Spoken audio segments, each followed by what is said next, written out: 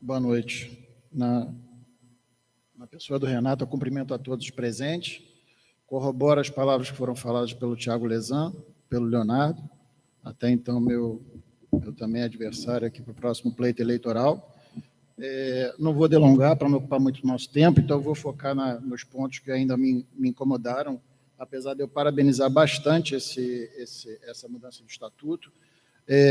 Confesso que eu comecei a ler essa mudança estatutária com muito preconceito e, conforme eu fui lendo, foi derrubando esse meu preconceito e eu vim aqui de coração aberto para somar de forma propositiva a todos aqui, afinal todo mundo aqui é Vasco e todo mundo quer o melhor para o nosso clube.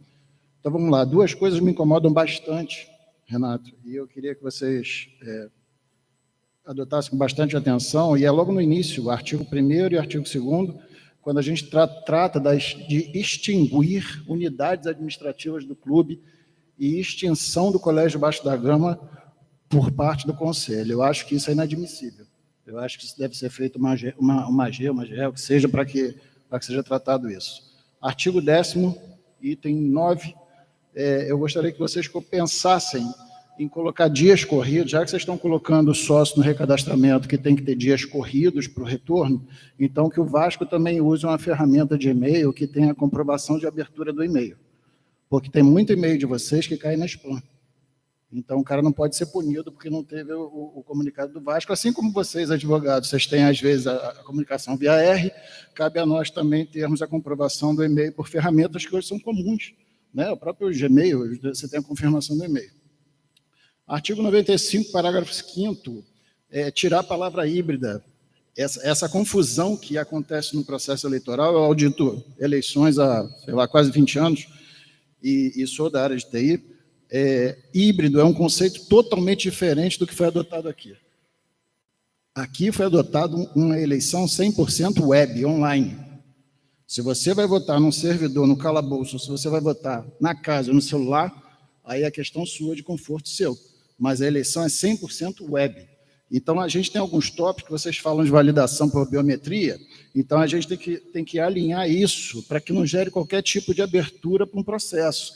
Tipo, se tem uma biometria para reconhecimento da minha digital para um processo eleitoral, induz isso que pode ser uma urna eletrônica, como o TRE, que é um conceito diferente de uma eleição online, 100% online, que são 3 camadas de validação, quando a gente aqui vai ter uma. Né? Então, eu acho que é um conceito totalmente distinto.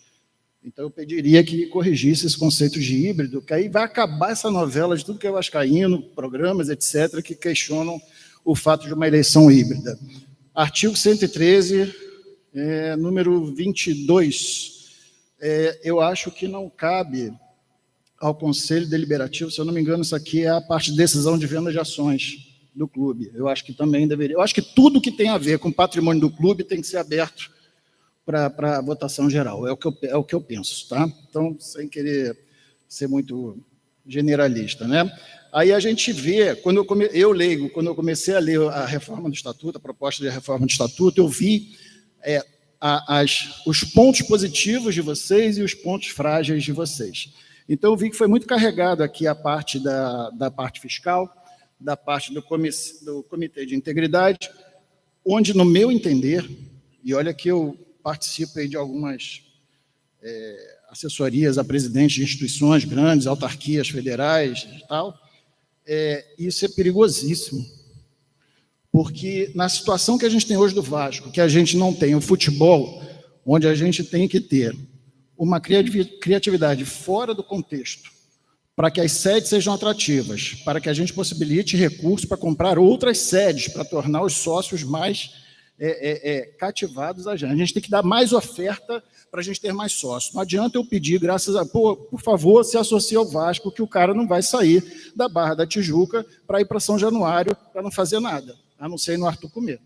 Né? Então, a gente vai ter que pensar um outro modelo de negócio de Vasco da Gama, diferente, totalmente diferente do que a gente tem atual, e para isso eu não posso ter a minha decisão enquanto presidente dependendo diretamente do Conselho Fiscal ou do Comitê de Integridade, que são 20 meses e outros 8 meses.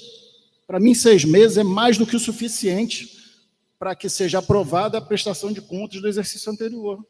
Isso aqui me parece muito. quando a gente trabalha com governos e que você tem a comissão de tomada de contas, qual você presta contas para o TCU, TCM, TCE, o que for, e que você passa aquele exercício para não ter o risco de caçar das bruxas. Eu acho que isso aqui, eu acho que já deu. Eu acho que a gente tem que pensar num Vasco diferente, um novo Vasco. Eu acho que a gente tem que estar aqui somando, todo mundo de mão dadas, em prol do novo Vasco. A questão da SAF foi definida, depois vai ser visto, são outros 500 aqui. Eu nem toquei nesse assunto aqui, até porque eu considero ainda uma zona cinzenta. Mas, em relação a essa parte do Comitê de Integridade e o Conselho Fiscal, eu acho que tem que ser muito revisto, porque 18 meses de um mandato, onde eu fico, eu presidente eleito, eu tenho um Conselho Fiscal que foi colocado pela gestão anterior, com 1 ano e meio do meu mandato de 3 anos. Não tem o que fazer. Eu vou ficar à mercê da pessoa querer contribuir com a minha gestão para que eu tenha algum tipo de sucesso. Eu acho isso aqui perigosíssimo. E o comitê também acho perigosíssimo. Até porque o Conselho Fiscal, o comitê eu não lembro agora, tá? Mas o Conselho Fiscal, ele tem interferência direta na minha gestão enquanto presidente. Mas se eu pegar algum tropeço desse Conselho Fiscal e eu quiser a punição dele, eu tenho que ter 100% do Conselho para qualquer tipo de coisa que eu venha punir ou afastar alguém do Conselho Fiscal. Lembrando que o Conselho Fiscal é quem vota para o representante do Conselho Fiscal na SAF. E aí eu tenho um cara que foi eleito por um Conselho Fiscal, que não era da minha gestão, para ser o meu responsável do Conselho Fiscal na SAF. Então, eu acho que isso também não está dando liga. Eu acho que deve pensar bem nisso aí. E aí vamos entrar na minha área, né?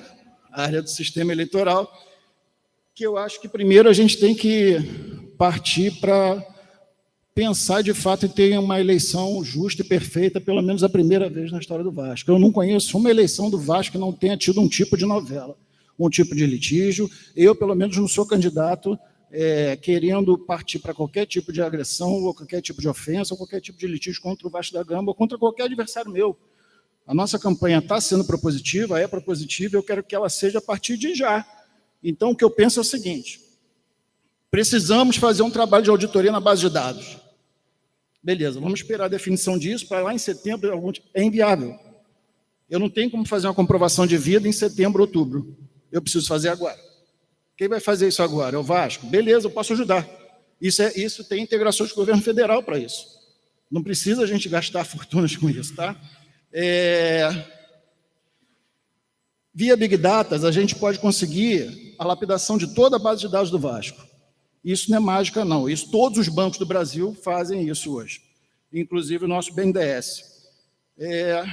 Dados dos sócios, comprovação de vida, sistema obrigatório de leitura do código-fonte. A gente tem que ter acesso. Primeiro, para a gente ter acesso ao código-fonte, o sistema eleitoral é um sistema consideravelmente simples, é uma enquete. Tá? Ela tem que ter o quê? Ela tem os critérios de validação e auditoria. Eu preciso ver como é que está funcionando e com carga de eleitor, como é que vai funcionar. É isso que eu preciso saber. Isso aí qualquer pessoa de todas as chapas que sejam, que tenham a intenção de participar do pleito eleitoral, penso eu, Renato, que vocês, aqui o Vasco, deveria propor a nós, candidatos, que trabalhassem em conjunto para que não tenha a possibilidade de qualquer dúvida ou qualquer questionamento futuro em relação a isso. Então, penso o seguinte: a gente pode ver a base de dados juntos? A gente pode ver. A gente pode ajudar na lapidação da base de dados? A gente pode. Eu não faço questão disso, você já disse que você vai me dar acesso à base de dados. Eu quero ajudar. Agora, a gente precisa ver qual a ferramenta que vai fazer essa eleição. E para a gente ver qual a ferramenta que vai fazer essa eleição, a gente tem que definir um escopo de contratação dessa ferramenta. É inviável a gente pensar numa eleição hoje que vai ser 100% web, sem que você tenha um login certificado pelo IGOV, que é de graça. Não tem nem mais a questão de chegar, não, mas o certificado custa R$100. Não, o IGOV é de graça. E hoje existem outras ferramentas no mercado que praticam já a validação para certificação do IGOV. Todo mundo tem o IGOV, porque todo mundo presta declaração de imposto. Então, não tem mais a questão da gente falhar nessa questão de segurança. Tá? Tem N empresas que trabalham, talvez, inclusive... Tá? Não, estou terminando já. Talvez, inclusive, a própria empresa que participou... Oi? Tá bom.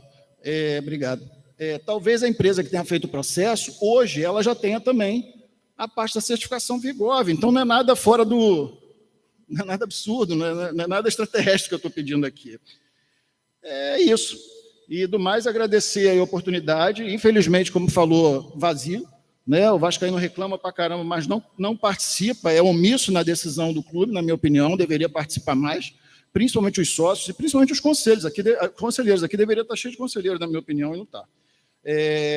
Agradecer e parabenizar pelo trabalho. Eu não gosto de ler mesmo, eu sou de TI, eu sou um nerd, e para eu ler isso aqui é porque realmente foi algo tranquilo de entender e de interpretar. Tá bom? Obrigado, gente. Obrigado, Marcelo. Muito colaborativo, cara. Obrigadão. Pessoal, tem um ponto que o Marcelo chamou a atenção que eu acho que ele está certo, que é o lance de extinção de sede. Eu acho que faz todo sentido que passe por AG. Vou dar uma olhada. A questão do colégio, eu acho que a previsão foi de AG, porque o colégio é uma coisa que me toca pessoalmente, todo mundo sabe da minha história, porque que eu sou Vasco, enfim, já aconteceu 30 vezes. Então, eu acho que isso aí, se não foi erro mesmo, dá para olhar. Conto muito com as... Eu falei brincando aqui que o Marcelo ia dar uma aula, mas é porque a gente falou antes da reunião, e, enfim, um monte de advogado escrevendo esse texto. É óbvio que a gente não acertou a tudo em relação ao processo de votação, e eu conto muito, Marcelo, agora falando sério, brincadeiras à parte, com a tua colaboração nisso. E só queria te dizer o seguinte, a formação da Junta Deliberativa Permanente, eleitoral permanente, ela visa melhorar este processo, né? Então, eu acho que se a gente conseguir formar essa junta, eu tenho fé, vamos dizer assim, né? Tenho convicção, tenho fé que quem compuser essa junta vai tomar esses cuidados que você muito bem falou. Eu diria que você está coberto de razão em tudo que você falou sobre a eleição, e é o que eu espero para a eleição do Vasco esse ano.